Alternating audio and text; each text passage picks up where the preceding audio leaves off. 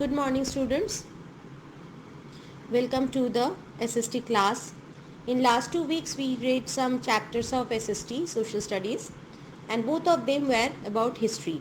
Today we are going to start a new chapter in Social Studies, and this chapter is based on the geography part of your book. Okay? So today we are going to start the new chapter, chapter 5, the 4 domains of the earth, page number 40. The main topics covered in this chapter are hydrosphere, atmosphere, lithosphere and biosphere. Now what is domain? Domain means region, area of some particular speciality. But before going to the main chapter, we will have to see the picture that is given. Can you see the picture? Now we will talk about this picture. This picture has things which we can see. But this picture has also some things which we cannot see. So there are some words given below. Can you see? We will have to put a circle around the words that will tell us about the picture. So what are the things that are visible in the picture? The first word is water. Yes, we can see water. So we will circle water. Second is birds. We can see lots of birds, right? So we will also circle birds. Trees. We can see trees. We will circle the trees also. Houses. Can we see any house in the picture? No. So we will not circle house. Can we see any road? No. As such we cannot see any road. Then car. We cannot see any car also. Next is plants. Yes, we can see plants. So we will circle plants. Clouds in the sky, that also we can see. So clouds should also be circled. Next is sunlight. We can feel that there is sunlight because everything is well lighted. But sunlight is not seen in the picture. So we will not circle sunlight. Air, we can also feel air is there, but we cannot see that. So we will not circle air. And the last one is land. Yes, we can see land. Green lands we can see. So we will circle land also. So do this one fast. Take your pencil and do this one. Then we will move to the next paragraph. Water, air, land and all living things make up the 4 domains of the earth. So from the very first line, we have come to know that there are 4 domains on the earth. And who are making up these 4 domains? Who are living in these 4 domains? Water, air, land and above all living beings. Now, the thing which I was discussing at the beginning of the chapter, what is a domain? A domain is a region which is having its own special features or characteristics. The 4 domains of the earth are hydrosphere, atmosphere, lithosphere and biosphere. You will learn these names. These 4 names you will have to learn. If you will get the question, name the 4 domains of the earth, you will have to write down these. They are hydrosphere, atmosphere, lithosphere and biosphere. In these 4 words, one thing is common. What is that? At the end of each word, we can get sphere. The word sphere is there. And what is the meaning of sphere? Sphere means a region that surrounds a planet. Surround means cover in a circled way. Now we will go to discuss the 4 domains. These 4 domains will be discussed now. First one is hydrosphere. All the water on earth makes up the hydrosphere because hydro means water. The meaning of the word hydro is water. So hydrosphere means it should be related to water. All the water on earth will make the hydrosphere. As we have already learnt, most of the earth's surface is water, isn't it? Water is found in mainly 3 forms. First is liquid form, that we can see always, liquid water. Second is ice and snow form, that is the hard form of water, ice or snow. And the third is the gaseous form of water, that is water vapor. When water is heated, it turns into water vapor. So whenever we will give heat to water, it will be transformed, it will be converted to gaseous form. And that is called water vapor. This procedure is called evaporation. Underline evaporation, all of you, in your book. We will have to learn this. What is evaporation? Evaporation is the process in which normal liquid water will be converted into water vapor by adding it to heat, by adding heat to the water. Now when water vapor cools, when it will be cooled, what will happen? It will turn back, it will again convert it to normal water, liquid water. And this process is called condensation. So these two, evaporation and condensation, are the opposite processes. Now we will move to page number 41. Evaporation and condensation of water happens on earth. Both of them happen on earth. The sun heats up the water in the seas. So there is huge water in seas, oceans, lakes, everywhere. And what will happen? The sunlight will make it hot. The sunlight will send the heat from it to the water, and the water will become hot. And whenever it will become hot, what happens? It evaporates and forms clouds. Okay, it will be evaporated and it will form cloud. The clouds move up where it is very cold, and when it is formed, it will move up. Where it will go? Where it is very cold. Here the water vapor in the clouds cools. After going to the cold region, what happens? The water vapor part of the cloud, it becomes cool. It changes back into water again, and this water falls down as rain.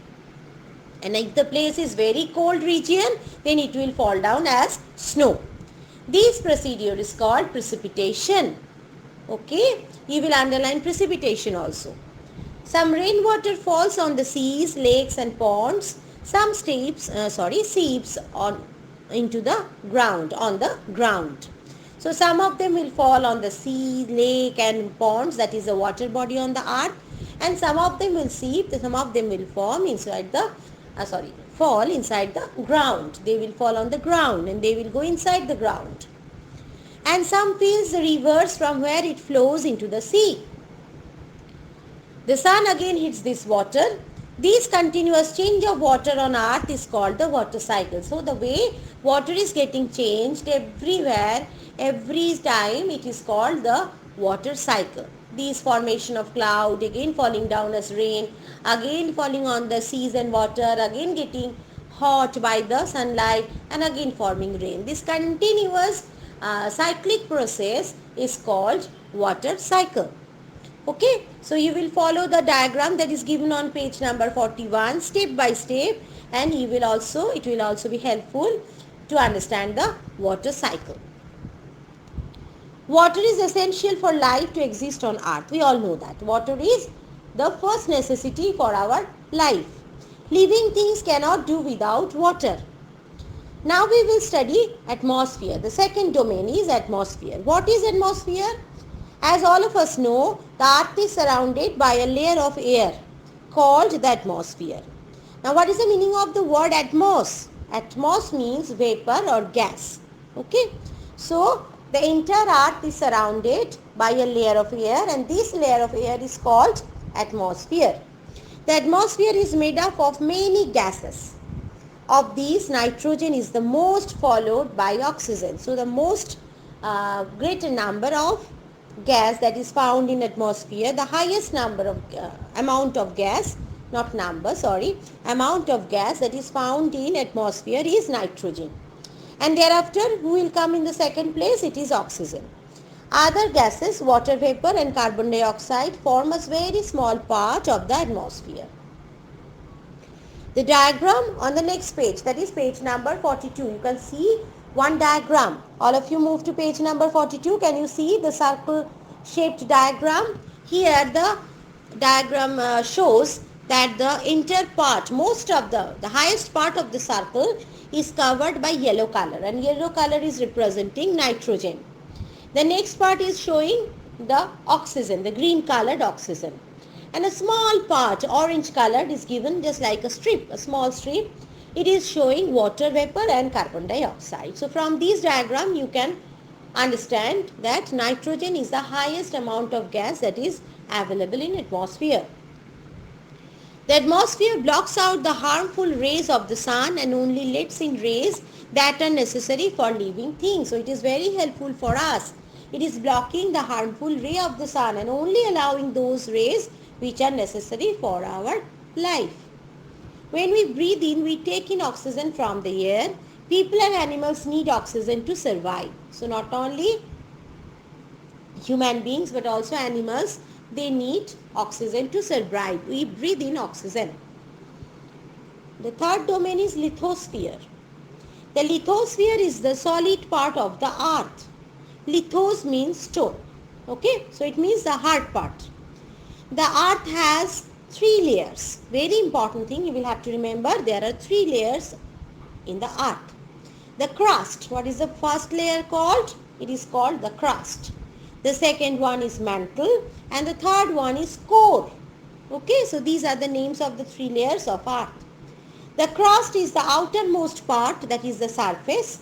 It has water, it also has rocks and the soil that is formed when rocks break down over many hundreds of years. I feel I can remember so far we have already read in the last class.